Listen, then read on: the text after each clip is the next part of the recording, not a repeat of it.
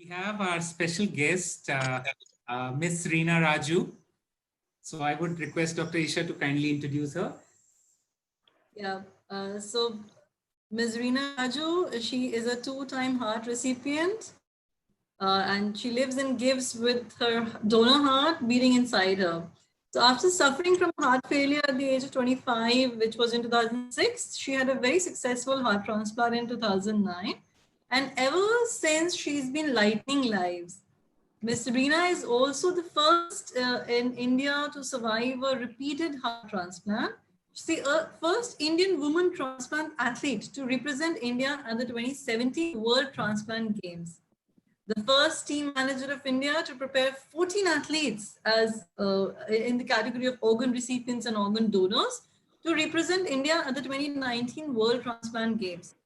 Sports plays a vital role in her life. She has run marathons, she's cycling, she's in about 15 feet underwater sea walk, parasailed, and done 13,000 feet tandem skydive, which I've always been wanting to do.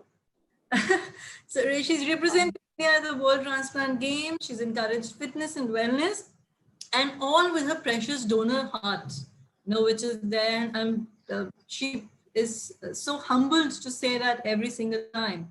Reena is also the founder of Light Alive Reena Raju Foundation, which is a charitable organization working towards creating awareness on organ donation and transplantation, providing free counseling to the pre or post transplant patients, and raising funds to gift post transplant medicines to the needy organ recipients.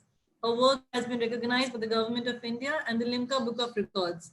So I welcome you, Ms. Reena, and over to you, please. Thank you, Dr. Sumant, and all the distinguished dignitaries for inviting me to share my journey with you all today. Ever since I can remember, sports and music has played a very vital role in my life.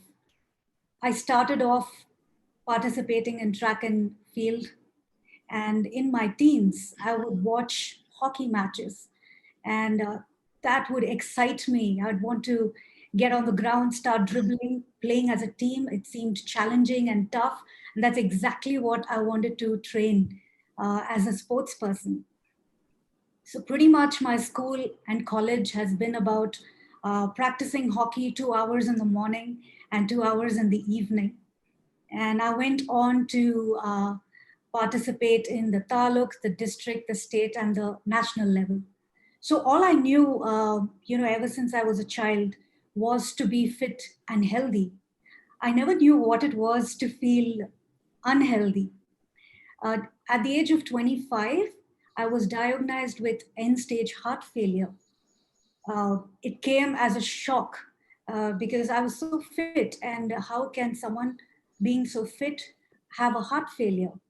So it's a condition that was called dilated cardiomyopathy, where the heart enlarges and the heart muscles weaken. As we know, a normal healthy heart would function anywhere from 50% to 70%. My heart at the time was functioning at only 15%. It was irreversible damage.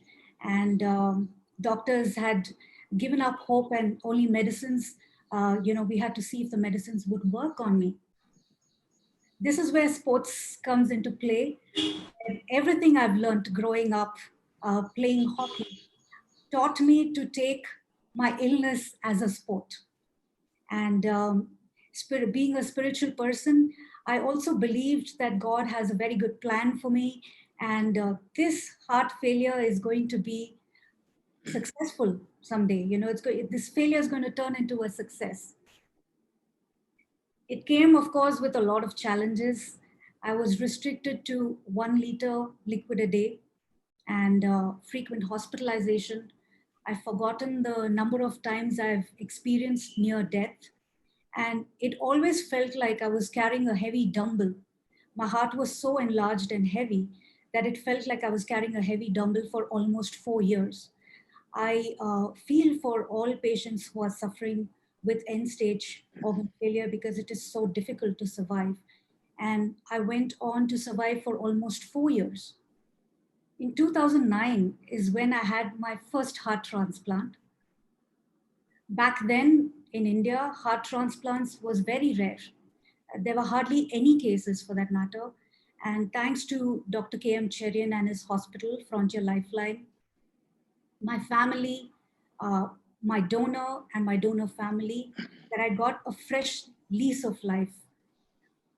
Life came back, but I didn't know what to expect after an organ transplant. Like I said, there were hardly any heart transplant cases in our country. So I had no one to look up to or nothing to look forward to as to what one can do post an organ transplant. But again, thanks to my transplant team, my physiotherapist, my family who encouraged me to stay fit and try and lead a normal life. So 3 months post the surgery, I started cycling. And 6 months post the transplant, I participated in my first marathon. I went on to participate in many sporting events to create awareness on organ donation and also to give hope to patients who are on a waiting list for a transplant and let people know what an organ transplant can do in a patient's life. In 2017, I had the opportunity to represent India at the World Transplant Games. The World Transplant Games is where we have organ recipients and living donors from across the globe, across 70 countries, participate in various sporting activities. It's like the Olympics for organ recipients and living donors. But in 2017, India had only 3 athletes, including me, which I felt, which I know for a fact that it's a very small number of participation, and I know we can do much better. Uh, in 2019, by then I had my second heart transplant, and I was also diagnosed with endometriosis, because of which I could not compete at the 2019 games. But I wanted to give transplant sports a big push in our country. So I took on the role as a team manager and prepared 14 athletes, that's organ recipients and living donors, to represent our country at the World Transplant Games.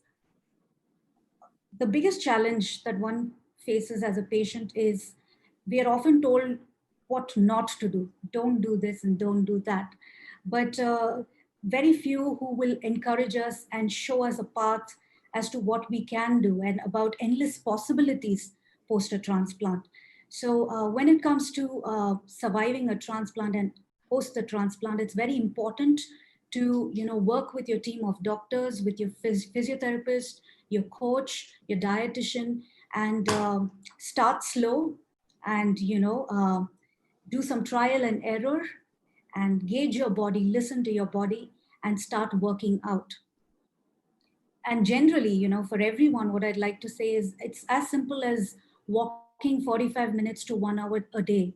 And like Dr. Ali said, climbing stairs, I do that a lot, especially during this lockdown. We need to keep ourselves fit, cycling or even dancing for that matter, to get moving and to be fit. So one thing that I have learned is one thing I've learned is that when my body couldn't fight for me, my mind did. And when my mind couldn't fight for me, my spirit did. So I feel it's important to be fit physically, mentally, and spiritually. You can't do one without the other. And I really hope sharing my journey inspires many to get fit, get active. It brings hope to a lot of patients out there that you can lead a normal, healthy life. And yes, thank you so much for having me. Thank you so much, Ms. Reena. And your words were so encouraging, absolutely in tandem with our topic today, which was stay healthy, stay strong, stay active, which is the theme for the Olympic Day. Thank you so much. I think I'm sure with you sharing today, people would also get to learn, our audience would get to learn, one, the role of physical therapy with patients with transplant, and more so your indomitable spirit that you did not give up and continue to really strive. I think hats off for that. And we really salute And we look forward that your mission of promoting fitness and the element of sports in people with transplant, I'm sure it's going to change. And on behalf of Indian Association of Physiotherapists, I would like to take this liberty to say that we have all support with you in your foundation, and we look forward that we create more awareness, with respect to, as Dr. Isha mentioned, about the theme of International Olympic Day. Thank you so much for your time. Thank you. Thanks for having me. Listening to you. So before we move forward, I just have a question from